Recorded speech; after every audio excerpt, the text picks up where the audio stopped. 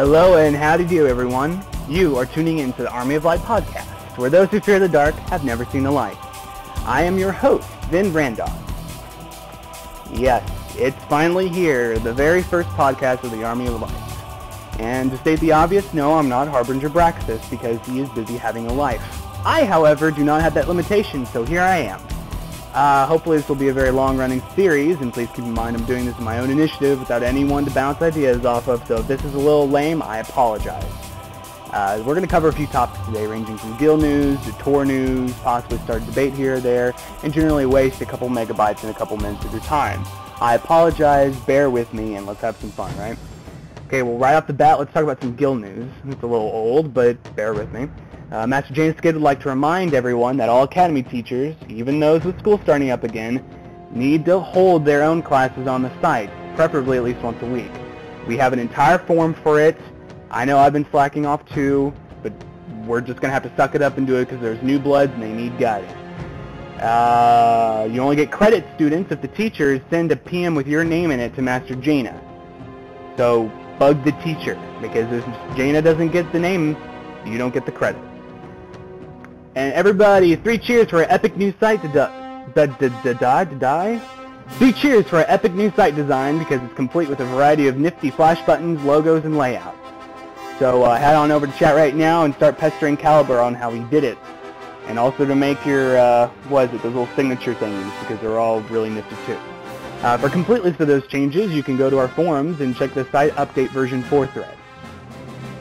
Yay! I would be more excited, but I'm using Google Chrome, so I'm just going to go ahead and cry and resign as all the Flash still doesn't work for me.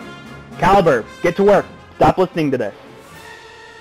While we patiently wait for our Jedi Academy server to go back up, we have a novel new way of playing with our guildmates. Lord of the Rings Online, which is now absolutely free to play. I'm not a big fantasy guy myself, but, you know, whenever I watch the third Lord of the Rings and see that Charge of Rohan, it inspires me to pull out some magic and smote some orcs or whatever the hell it is you smote in Lord of the Rings. So go to the site, download the atrociously large file, head to the server Landreval, and contact Jeff Host or Jaina in-game. All details can be found on our forums in the thread LotRow, MMO Fun. Because what better way to bond with guildies than to watch several teenagers laugh themselves wet over crafting bags of smokable Typhons. Remember everyone, there's a strong RP environment in the Army of Light. We keep track of our guild timeline, which charts the progress of our characters' development in the guild as a whole. If you'd like to add your stories to them, head over to the guild timeline in the guild news forum, post or update basic info about your character in the member biographies forum, and then head over to the RP scenarios forum to start developing your persona. Have fun, everyone. I sure know I have.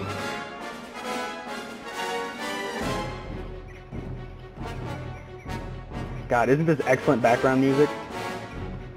Anywho, yes. Next edition of the AL podcast, I'm going to start a segment I call RPG, RP Me, in which we talk about the characters and major plot lines of our guild.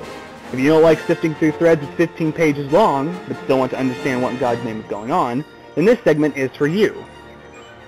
I should have been Dr. Seuss. Yeah. We'll recap the guild's very first roleplay, Rakghouls, or, as it's better known, the RP that the Jedi stole from Grizz. And now it's time for Tour, the segment that discusses recent updates made by BioWare. Today we're going to talk about the blog they recently posted, Designing the Advanced Classes System. In the blog they start talking about the Smuggler class and they start breaking it down into its more advanced classes, which is, what did they call it? Scoundrel and Gunslinger, that's right. And they each have their own unique talent trees as we learned earlier, right? So we know that now, with this recent blog, that the Scoundrel will have access to Scrapper and Sawbones. The Scrapper tree is sort of, as they described it, is sort of a close combat dirty fighting thing, and the Sawbones is basically going to be the medic type thing.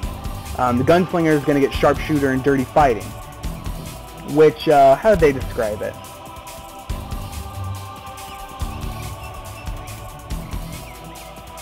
Anyway, you can visit all the full details on their site and listen to the exact wording by BioWare. But inferred from the way BioWare described the system, it sounds like talent trees don't really have any particular right spec. It really allows you just to sort of play with the tree, bend it, whatever you want to play it as, it'll be viable in any sort of setting. This is exciting for me. I mean, I've played WoW for so long that it's heresy to consider anything besides the absolute right spec for your class.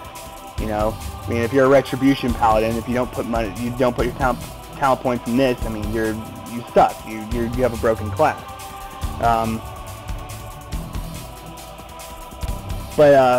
Yeah, I mean, needless to say, I never really found a class or spec that really felt right. And the possibility that Tor is going to give me this freedom is extremely exciting, on top of the fact that, you know, major Star Wars nerd. So, what are your thoughts on this? I mean, the first person to get to the forum, go ahead, start the thread. And everyone else, head over there, find it, post your thoughts in there. Remember, play it nice. Well, everyone, I'm Vin, and thanks for listening to the first podcast of the Army of Light, where those who fear the dark have never seen the light. Have a good day, and may the Force be with you.